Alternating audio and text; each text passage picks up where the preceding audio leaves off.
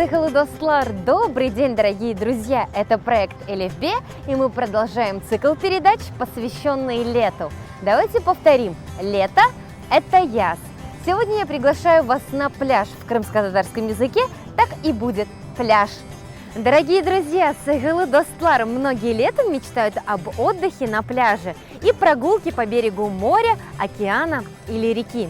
Отдыхать на пляже – пляжда Раатланмак, прогулка по берегу реки Озен бою кезенты. Река, Озен, а также можно сказать Нер. Многие люди приходят на пляж для того, чтобы позагорать, а в будущем похвастаться красивым цветом кожи. Главное в этом деле не переусердствовать. Загар – янмышек, загорать – янмышламак.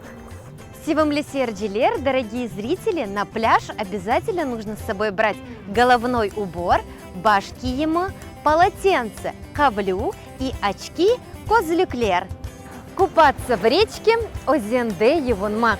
Бунынин менсызлернен саглыклашам. На этом я с вами прощаюсь.